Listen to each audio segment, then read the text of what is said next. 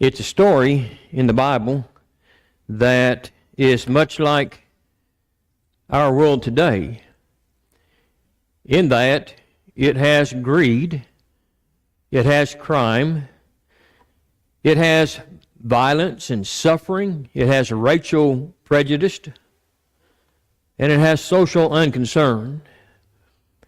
But this story also has love and compassion and service. And it's a story that includes a parable, and it's a story and parable that we're going to connect with our theme. We have a lesson at least 4 times a year that's in connection with our yearly theme. What's our theme? Lord, make me a servant. Make me a servant. And this story has some service in it.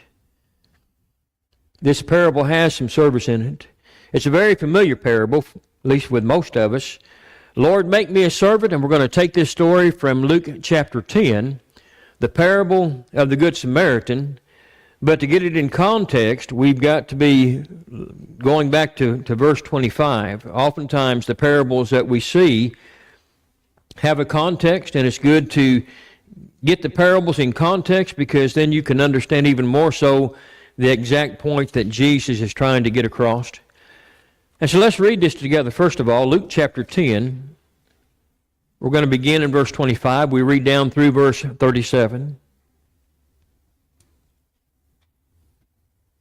A lawyer stood up and put him to the test, saying, Teacher, what shall I do to inherit eternal life? And he said to him, What is written in the law? How does it read to you? And he answered, You shall love the Lord your God with all your heart, with all your soul, with all your strength, and with all your mind, and your neighbor as yourself. And he said to him, You have answered correctly. Do this, and you will live. Verse 29, But wishing to justify himself, he said to Jesus, And who is my neighbor? And so now Jesus tells this parable.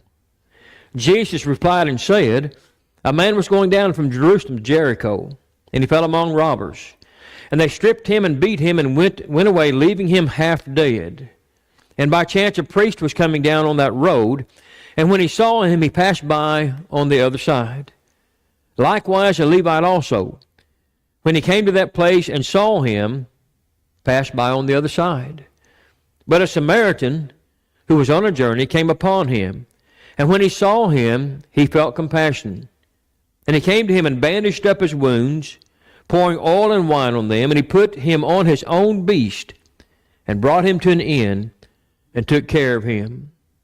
On the next day he took out 2 denarii, and gave them to the innkeeper, and said, Take care of him, and whatever more you spend, when I return, I will repay you. And he says, Which of the 3 do you think proved to be a neighbor to the man who fell into the robber's hands? And the lawyer answers by saying, The one who showed mercy toward him. Then Jesus said to him, Go and do the same. If you do some research on this road that was well traveled, this road from Jerusalem to Jericho, you'll find out some of these facts. It's about an 18-mile stretch of road, very mountainous, very dangerous stretch of road. Jerusalem is about 2,000 feet above sea level, and Jericho is about 1,000 feet below sea level. So if you're going to go from Jerusalem to Jericho, you're going to be going down, down, down, and it's going to be a very steep grade in a lot of places. So it's very steep. It's very dangerous. It's described as being, this road is described as being desolate, rocky, winding, dropping sharply, and it is infested with thieves, so much so that it became known as the Bloody Way, because so much bloodshed happened on that road. So much blood was shed on that particular road. And so a man was going down from Jerusalem to Jericho. And although the text doesn't say that this man was a Jew, I believe there's some valid reasons for coming to that conclusion, although that's a debatable fact. But this man who was beaten and left half dead, a Jew fits the point of the parable. Jesus is speaking to these Jews. He's speaking to this lawyer, and he's going to make this point that anyone is your neighbor whom you come in contact with, no matter how different they are from you. We'll talk about the fact that Jews, especially whenever Jews considered the law that taught them to love their neighbor as themselves, oftentimes those Jews applied that only to fellow Jews. I think Jesus is going to use this parable to teach this lawyer. I believe in this lawyer's mind, when he asks, who is my neighbor, he's thinking about this fellow Jew that he's going to be helping. And I think Jesus is going to use this parable to illustrate that it's not just your fellow Jew. It's anybody that's in need. And this man who was beaten, if he's a Jew, that fits this parable best as far as him being a Jew. In fact, when you think about three groups of people, you have a Jew, you have a Gentile, you have a Samaritan.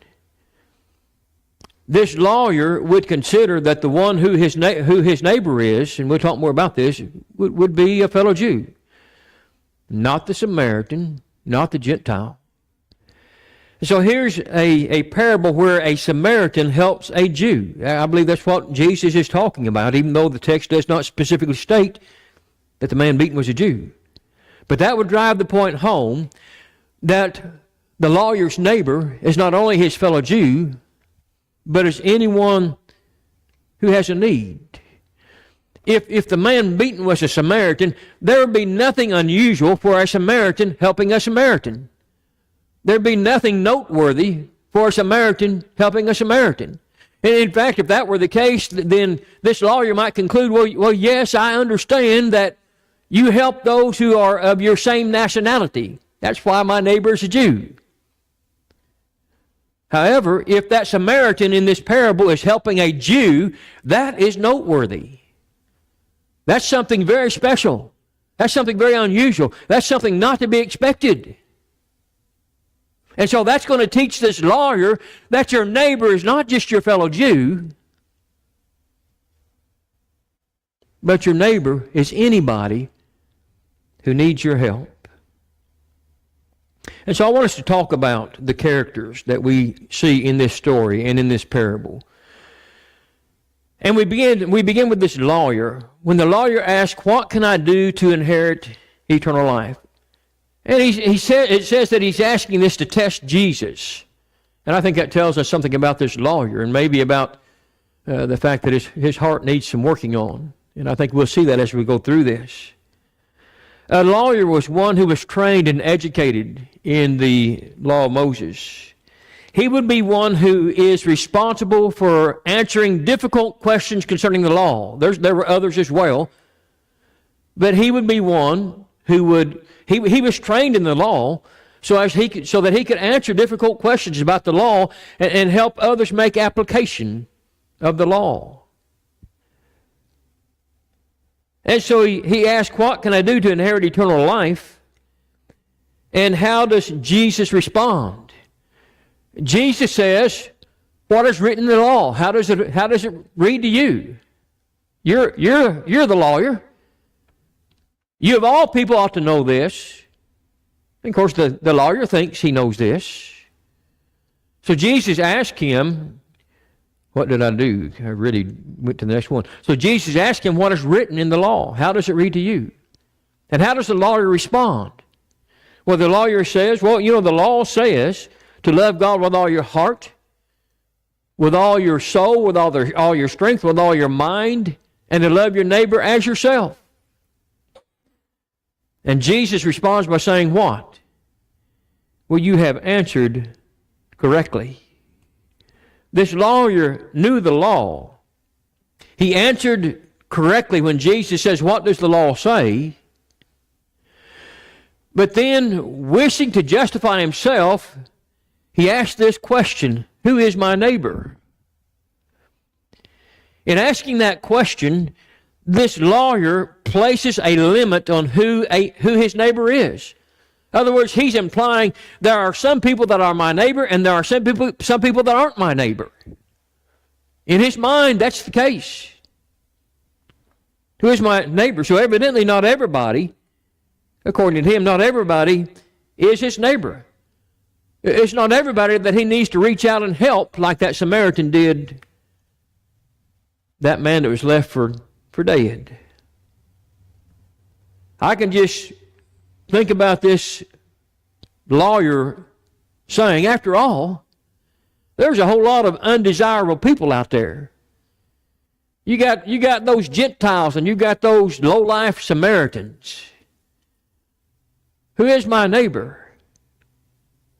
The Samaritans were this mixed race, and we'll refer to them again in just a moment, but they were viewed as inferior and unclean because they had Jew and Gentile blood mixed.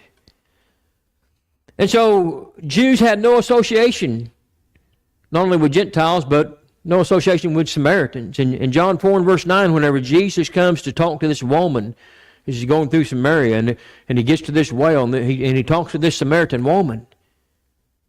She's surprised. In fact, she asked him, how is it that you asked me for a drink of water because I'm a Samaritan and you're a Jew? And then the verse makes note that Jews don't have any dealings with Samaritans. In Acts chapter 10, verse 28, Peter is sent to Cornelius, and Peter says this to the Gentiles, you know how unlawful it is for a Jew to associate with a foreigner. But God has shown me that I should not call any man unholy or unclean. But Peter's making the point that, as a Jew, you're not going to associate with any foreigner. And so when the lawyer asked the question, who is my neighbor, he's certainly thinking about the fact that, my fellow Jew's my neighbor. But for him, that would be the limit that he would go to. The lawyer knew what the law taught, to love your neighbor as yourself. But many of those Jews have made application of that law only to fellow Jews. That's how they applied that law. Love my neighbor as myself, and my neighbor is my fellow Jew. However, the law actually taught the Jews to love those foreigners as well. Open your Bibles to Deuteronomy chapter 10, and let's read this particular text. In Deuteronomy chapter 10, we're going to read verse 16 through verse 19, and then we'll flip back to this Leviticus passage. Verse 16 says, so circumcise your heart and stiffen your neck no longer. For the Lord your God is the God of gods and the Lord of lords. The great, the mighty, the awesome God who does not show, notice, God does not show partiality nor take a bribe. He executes justice for the orphan and the widow and shows his love for the alien by giving him food and clothing. God shows his love for the alien, for the foreigner, for one who's not a Jew. And therefore, verse 19, so show your love for the alien, for you were aliens in the land of Egypt. Show care for one who's not a Jew. Remember that at one point you were foreigners in the land of Egypt. And so reach out to those who need your help. And flip back to Leviticus chapter 19, and notice verse 33 and verse 34. When a stranger resides with you in your land, you shall not do him wrong. The stranger who resides with you shall be to you as the native among you. And you shall love him as yourself, for you were aliens in the land of Egypt. I am the Lord your God. Very similar thought. And maybe even more so here, don't be afraid to take that stranger in and actually treat him as a Jew. There were some who would become proselytes. But in each of these two passages, the law actually taught them, when it comes to loving your neighbor as yourself, your neighbor is not just your fellow Jew. Your neighbor is this foreigner. Your neighbor is this stranger. This neighbor is this other person from another nation that needs your help. And so Jesus sees, in talking to this lawyer, as Jesus always does, he sees what the real problem is. And he's going to address that problem with this lawyer. He's going to help this lawyer see, by using this parable, that your neighbor is anybody. It doesn't matter how different they are from you. It doesn't matter if they're of a different nationality. your neighbor is anybody that needs your help. Here's this lawyer who, by all outward appearances, he would be viewed as one who is in good standing with God, as a very religious, a very pious man. He would be viewed as one who keeps the law. However, Jesus is going to be teaching him that a loving heart, one who loves their neighbor as themselves, a loving heart doesn't seek a discussion about who my neighbor is. A loving heart simply sees somebody in need and reaches out to help that person that's in need, no matter who that person is. Love isn't selective or prejudicial. When it sees a person with a genuine need, it just reaches out to help. Love serves them with kindness. What we're talking about is a heart response. And this lawyer, in trying to categorize this person's a neighbor and this person isn't, and so I can help this person and not that person, I have no obligation with this person over here, there's a heart problem. And Jesus is addressing that. That kindness, that service is a heart response. What's our theme? Lord, make me a servant. And then we have the robbers. These robbers who their rule was might makes right. We have the power to get what we want, even if it means taking advantage of somebody, even if it means leaving somebody half dead.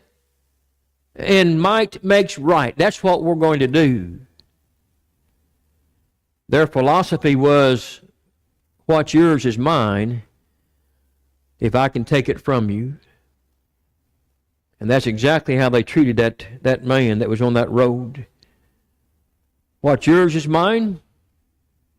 It's all about pleasing me. It's all about what I want.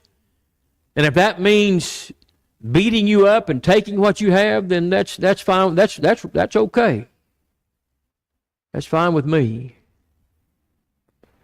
Can you imagine those thieves?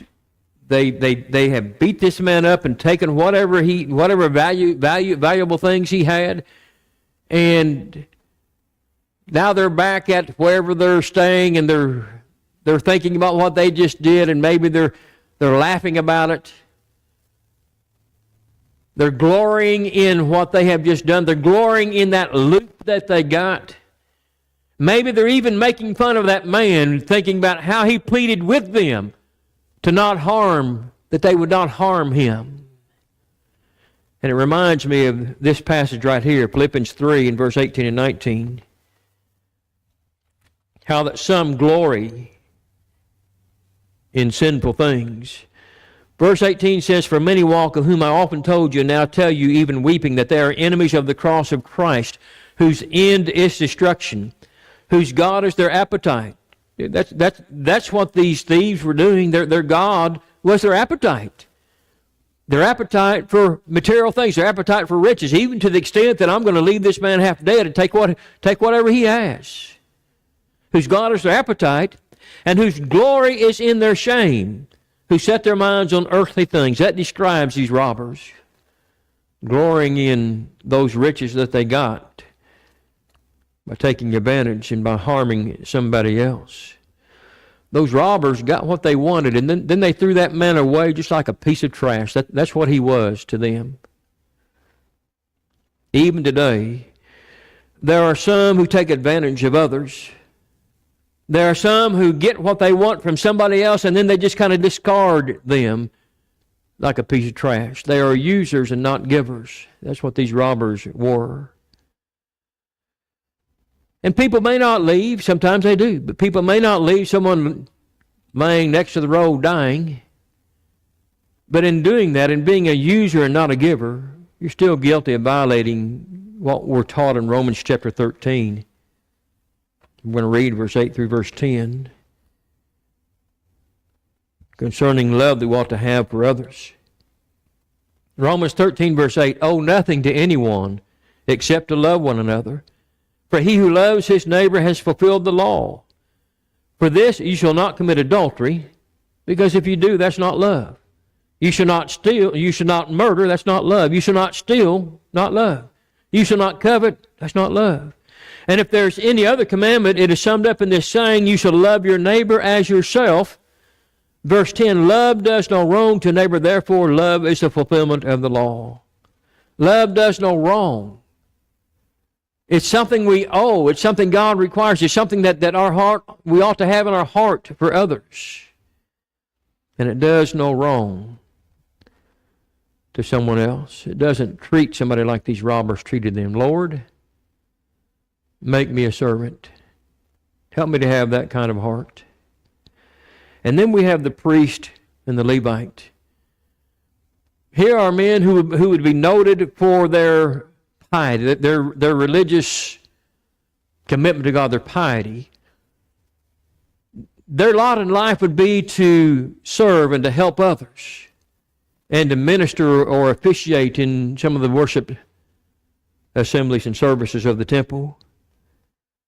But both the priest and the Levite looked and saw and then passed. They just kept on going. They passed on by. That was a callous disregard of human need and of human life. It's interesting. In Deuteronomy chapter 22, I'll not read these, but just reference them in the first 4 verses. In Exodus 23, verse 4 and 5, the Jews were told, if you see your neighbor's ox or animal or whatever it is straying, and they've strayed away, they're lost, and you see your neighbor's and even your enemy's animal that's straying, you don't just ignore it, but you lend a helping hand. You work to help that animal get back to its master. And so the Jew is being taught, have mercy on this animal that's lost and be of help to even your enemy in getting that animal back to them. And yet here's this priest and this Levite. They were taught to even have mercy on an animal. And they come by and they see this man who's been beaten and robbed and left for dead, left half dead, and they just ignore the situation. They ignore the man. And they pass on by. And so they lived perhaps by this rule, every man for himself. I'll look out for me and you look out for you. I'll look out for myself and that person just needs to look out for themselves. Perhaps this philosophy that you're on your own. You know, what's mine is mine and what's yours is yours. And there's not going to be any sharing. There's not going to be any help. I'm not going to give my time and my effort and so forth to help somebody in need. You're on your own. Clearly this man was in need. There's no doubt about it. He wasn't a man that was giving the priest and the Levite and the Samaritan, he wasn't a man that was giving them some kind of sob story that he made up just to take advantage of them. He wasn't a man that was faking laying there half dead. He was laying there half dead. No doubt about it, he was in need. This man was probably a bloody mess to look at, to look for people to look at. What he needed was a loving heart to reach out to him. That's what he needed. Lord, make me a servant. There's people that need a loving heart to reach out to them. Lord, make me a servant. And then we have the Samaritan. We have the servant.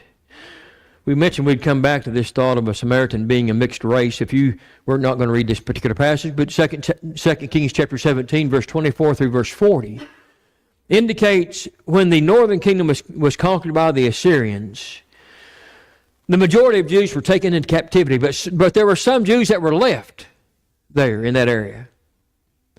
And some of the Babylonians were brought in, and so now you have Babylonians living with Jews, and through the course of time, they intermarried. And we have this mixed race, the Samaritans. The Samaritans followed the first 5 books of the Old Testament. And they also worshiped God, but they also got involved in pagan worship. So they're worshiping God and they're worshiping these false gods as well, being influenced by those whom they intermixed with. And so the Jews viewed the Samaritans as being half-breeds. And so if this man laying there were a Jew, which I believe him to be, but that's what Jesus is teaching, a Samaritan would have been the last person you would have thought would help this man. You would have thought that the priest would have helped. You would have thought the Levite would have helped. But not a Samaritan. However, this Samaritan went out of his way to help. In fact, he put himself, his own life in danger. He's stopping to help somebody that's been beaten and robbed, and there's still thieves around. He's putting his own life at risk in doing that. And then he bandages him up, and then he, if I understand correctly, now this Samaritan has to walk to the end because he puts this man on his own beast to carry him to the end. And then when he gets to the end, he says, here, take care of him. He doesn't say, hey, he's one of you, just do whatever you want to with him. He says, take care of this man, and here's 2 denarii. You know how much that was? 2 days' wages. And that's not all he said, is it? If it cost more, just take care of him, and I'm going to be coming back through, and I'll pay for everything, whatever he needs. He made sacrifices to help this person in need. He lived by this rule. We sometimes call it the golden rule from Matthew 7:12. Do unto others as you would have them do unto you. His philosophy was this: what's mine is yours if you need it. You ever known somebody like that? Somebody like that ever helped you? What's mine is yours if you need it. This Samaritan didn't wait to see if somebody else was going to come by. Here's this man laying there. Okay, let me just kind of back off a little bit and just wait and see. Maybe somebody else will help him. It's not what he did. He jumped on that opportunity to help this individual. And when he helped that individual, he had no thought of reward. He had no thought of that person paying him back somehow, or maybe giving him some kind of reward once that person recovered, if he recovered. He was simply opening his heart to help somebody in need. He showed kindness, he showed love, he showed compassion, even though perhaps no one would have expected that from this Samaritan. Even though he would be the last person somebody would think would help this man. And perhaps even though if his friends found out what he did for a Jew, if that be the case, they might even look down on what he had done. Because there's no association, there's no relationship there. You don't help a Jew. He made sacrifices to help someone else. Lord, make me a servant. We find one other character in this story, in this parable, and that's us. Then there's us. The Lord questions this lawyer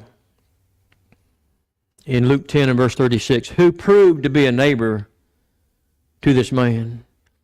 Did the robbers prove to be a neighbor? Did the priest prove to be a neighbor? Did the Levite? How about this Samaritan?